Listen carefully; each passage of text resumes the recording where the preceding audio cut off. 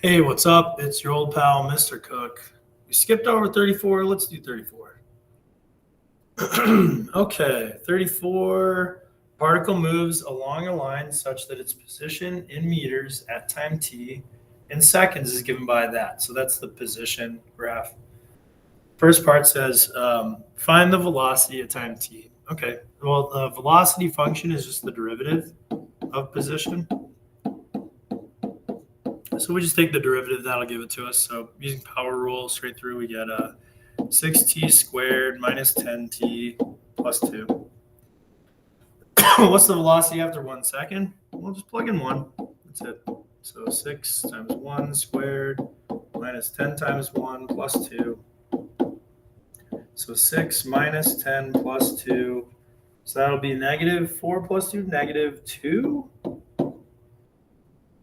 And then let's see, that's a velocity. Is this it? Oh yeah, it's meters and seconds. So it'd be meters per second.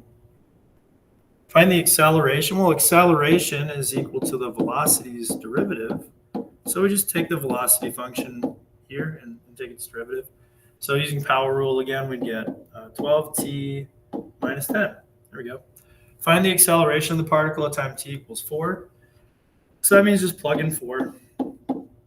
So 12 times 4 minus 10 should be 38. And then that'll be meters per second squared for acceleration. When is the acceleration of the particle equal to 0? That's when we just set the acceleration function equal to 0. So 0 is equal to 12t minus 10. And then we solve for t. So, we add 10 to both sides and divide by 12. 10 and 12 are both divisible by 2, so that's 5 over 6. So it should be 5 over 6, and then since it's t, it'll be second. So 5/6 of a second. When is the speed of the particle? 1 meter per second. Okay, so this is kind of deceptive. When you see speed is like the absolute value of velocity. So technically, we're looking for a velocity where it's equal to 1 or negative 1, because the absolute value of negative 1 would also be 1, and hence give you a speed of 1. So we're going to take the velocity function that we got over here, and we're going to set it equal to two things. We're going to set it equal to 1 and solve for t, or some t values, and also negative 1 and solve for t. So I'm going to do my work over here for f.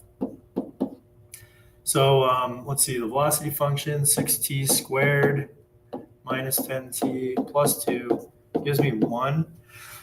And then also 6t squared minus 10t plus 2 equals negative 1. Because remember, speed means the positive or the negative of the velocity, okay?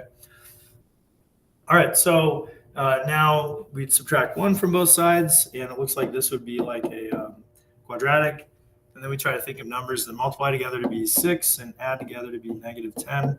And no such numbers exist. That means I got to do a quadratic formula here. So my t values are going to be negative b, so negative of negative 10, plus or minus the square root of b squared, so negative 10 squared, minus 4 times a, which is 6, times c, which is 1, all over the b part squared. So 2 times a, my bad, 2 times a, so 2 times 6. All right, let's make it look a little nicer. Negative of a negative is a positive, so that's a positive 10. 2 times 6 is 12. And then this inside part, I kind of do that separately. So negative 10 squared is 100. And then 4 times 6 is 24. And 100 minus 24 would give me 76. So all of that just becomes 76. And 76 is divisible by 4. So this becomes a 4. Why did I put a 4 there? My bad. Sorry, that should be it was 12, I think. Yeah, 12. It's 76 is 4 times 19. Right? 4 times 19, 40, 56, 74, 6. Yeah, okay. And then the square root of 4 is 2. So this becomes 2 square root of 19. And then I can divide 2 out of all these terms. So out of 10, 2 square root of 19 and 12. So this becomes 6. This becomes a 5. And then that just becomes square root of 19. Okay, and then I want to see which positive times that I get there. So let's see here, 5 plus square root of 19 over 6 for sure. That would be a positive number. So whatever that is, that'd be one of the times when the particle has an acceleration of, a speed of 1. And then 5 minus the square root of 19 would also be a positive number. So that's another time where you would have a velocity equal to 1. So that means that the speed would be equal to 1. Okay, now we're going to do the same thing over here, see if things fare a little bit better for us, though. So I'm going to add 1 to both sides. Get that 0. And then are there any such numbers that multiply together to be 6 and 3, so 18, and then add together to be negative 10? Let me see here. So 18 is 9 and 2, 6 and 3, and then 1 and 18. That's it. So none of those would give us a positive 10 or negative 10 if we look at the difference. So that means I've got to do quadratic formula again. So t is going to be equal to, let's see, so it's going to be negative of negative 10 plus or minus the square root of b squared minus 4 times a times c. Now c is 3, all over 2 times a, so 2 times 6. All right, so let's see. Negative of a negative is a positive, so positive 10. 2 times 6 is 12. And then let's see what that inside part is going to be. So negative 10 squared is 100. 4 times 6 is 24. 24 times 3 is 72. No.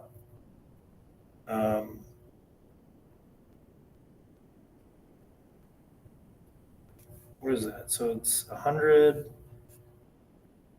Oh, wait. All right. Well, let me just do it this way. 24 times 3. Gosh. So 272. Yeah, it is 72. Okay. So 72 subtracted from 100 is 28. So this all gives me a 28 now. All right, and 28 is divisible by 4, so that's 4 times 7. And sure enough, square root of 4 gives me a 2. So this turns into 2 square root of 7. And if you notice, all those terms are divisible by 2 again. So that becomes a 6, that becomes a 5. And that's just a regular square root of 7. All right, and then so this gives us 4 more times that I could have a speed equal to 1 because the velocity is equal to negative 1. So I'd have 5 plus the square root of 7 over 6. And 5 minus the square root of 7 would be positive. If I divide that by 6, it's positive. So these are 4 times where the speed is equal to 1. If this was like a multiple choice question, how would I imagine this one working out? If this is a multiple choice question, I bet it'd be like, which of these times give you, which one does not give you a speed equal to 1? And if that was a question, then you could just kind of like plug these numbers into the velocity function. And as long as you get like a velocity of 1 or negative 1, then it would give you a speed of positive 1. Okay, so yeah, sorry about that. But yeah, that's like a really long problem. I think that would probably stretch the difficulty level that we would probably ask of you guys for this final. So don't expect something like F. Not something that challenging, but maybe something like that, like a conceptual kind of thing could be in there. At what times in the interval from 0 to 8 is the particle changing direction? If the particle is changing direction, then that means that it has to go through a velocity of 0, and it may or may not be changing direction depending on if it goes from a positive velocity to a negative velocity or negative to positive. So here's what you need to do. You first need to take the velocity function and set it equal to 0 to solve for any t values that give you that. Then after that, you put it on a number line, and you put any critical numbers that you have, or places where the velocity is equal to 0. And then you would test like the intervals, to see if you have a positive or negative velocity. So our velocity function, which one was that again? It was that one. So 6t squared minus 10t plus 2. Oh gosh, was that it? Plus 2? Yeah, plus 2 equals velocity. So we're going to set that equal to 0 and solve. So we try to factor this. So let's see, numbers that multiply together to be 12, add together to be negative 10. 12 would be 1 and 12, 2 and 6, 3 and 4. No, none of those have a difference of 10. So we would not do that. We use quadratic formula one more time. So if we did quadratic formula with this one, that's a lot of quadratic formula. T is equal to, and then it'd be negative b, so negative of negative 10, plus or minus the square root of b squared, so negative 10 squared minus 4 times a times c, all over 2 times a, so 2 times 6. So negative of a negative is a positive, so that's positive 10. 2 times 6 is 12. And then let's see, negative 10 squared is 100. And then 20, well, 4 times 6 is 24. 24 times 2 is 48. So that'd be 52 overall. All right, so 52. And 52 is divisible by 4. It is 4 times 13. So square root of 4 is 2. So this becomes square root of 2, square root of 13. Okay, and then everything's divisible by 2 again, so that becomes a 5. The 2 goes away there, give me just square root of 13. And then 12 divided by 2 is 6. All right, so these are all the possible values that I could get. All right, let me make sure they're both positive. So 5 plus square root of 13, that's positive over 6. So that's definitely a place where the velocity is equal to 0. And then the other one, if I subtract square root of 13 from 5, so 5 minus square root of 13, that's a positive number. And if you divide by the 6, that's also positive. So both of these numbers would be critical numbers that I'd want to put on my number line. And I'd have my calculator on this, so I would just, figure out what those numbers are. Oops, that should be the minus square root of 13. And then plus square root of 13 over 6. So here's what I'm going to check next. I'm going to check the intervals, where this goes from negative infinity to that number, 5 minus square root of 13 over 6. And then from 5 minus square root of 13 over 6 to 5 plus square root of 13 over 6. And then my last interval will be 5 plus square root of 13 over 6, all the way up to positive infinity. Now let's see what those numbers are. Some, decimal value. Let's see what they are. 5 minus square root of 13. Divide that by 6. So it's like 0.232.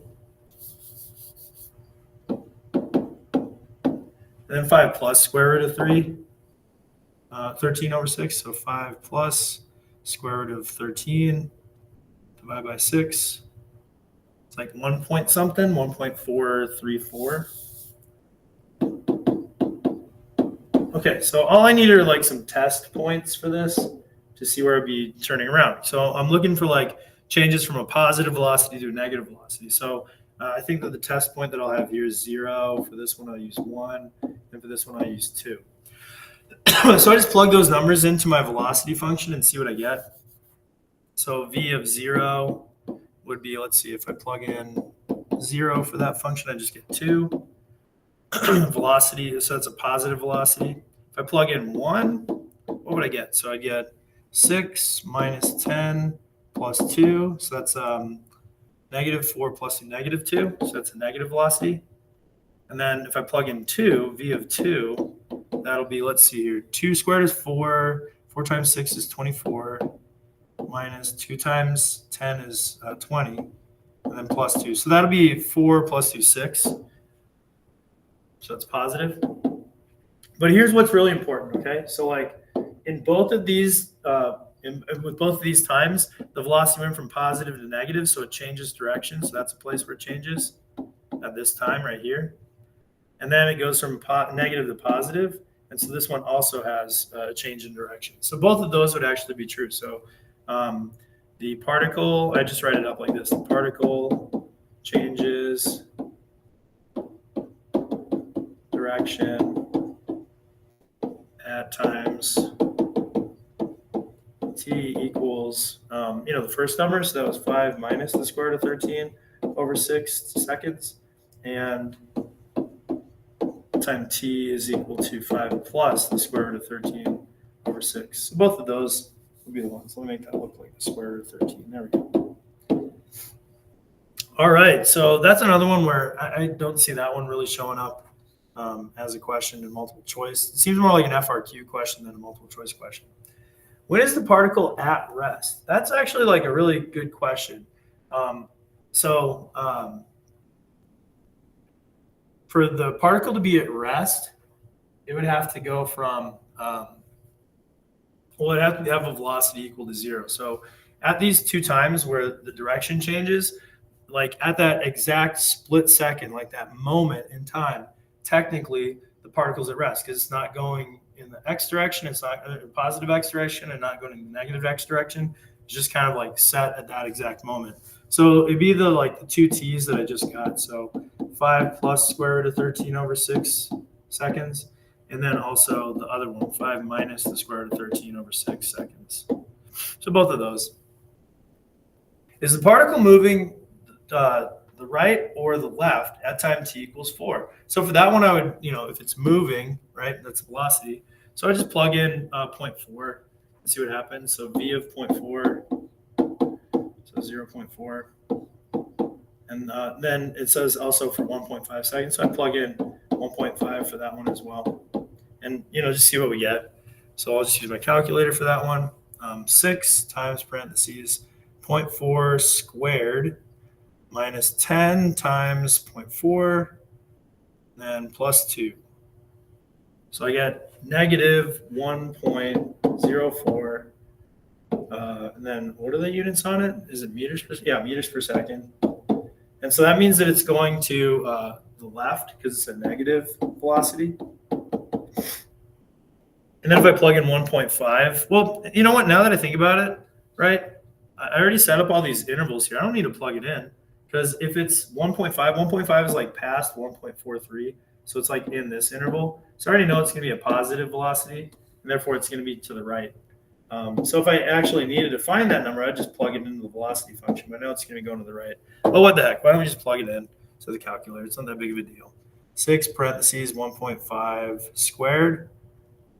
And then minus 10 times 1.5, and then plus 2. So we get 0.5. Okay, so yeah, it still is a positive velocity, but it's like pretty small comparatively. Okay, so there we go. That's part I. And then part J, is the particle speeding up or slowing down at both of those times? So, okay, I'm going to erase some of this just so I have some space to write. But while I'm erasing, I'll kind of talk. If you're looking for places where the particle speeds up or whatever you're dealing with, if you have motion in some direction, speeding up means that the velocity and the acceleration at that time are going in the same direction. Slowing down means that they're going in opposite directions. So to write it down, speeding up, what that means is the velocity and the acceleration are both positive or both negative. Okay, slowing down means that you're going in some direction, but the acceleration is in the opposite direction. So in other words, the velocity and the acceleration have different signs. So one's positive, one's negative. So let's see what happens with these. Well, we've already got the velocities, so we got half of it done. We've just got to get the acceleration. So the acceleration at 0.4 and the acceleration at 1.5. So we plug those into the acceleration function, which is this one right here, 12t minus 10.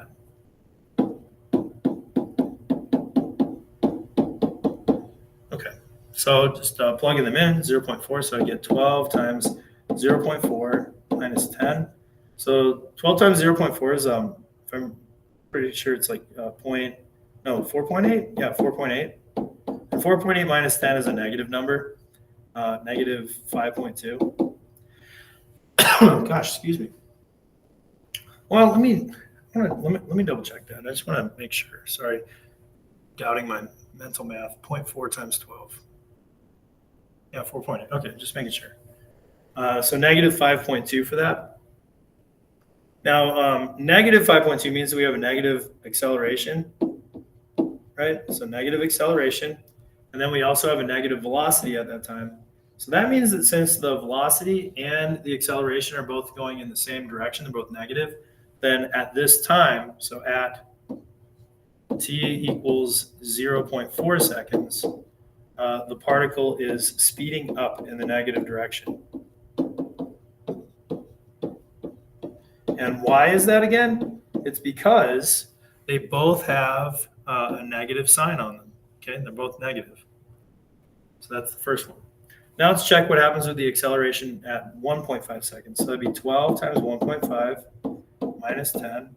So 12 times 1.5 is 18, and 18 minus 10 is a positive number. It's 8. So it'd be 8 meters per second squared. So in this case, the acceleration is positive. And the velocity is also positive. So at this one, it's also speeding up. So at t is equal to 1.5 seconds, the particle is also speeding up. So both of those times, that's speeding up. There we go. So we got both of those. All right, so that's all those parts, A through J for number 34. That's it for this video. We'll stop there. I hope you found this helpful. If you didn't, this is a long problem. There's a lot of parts to it.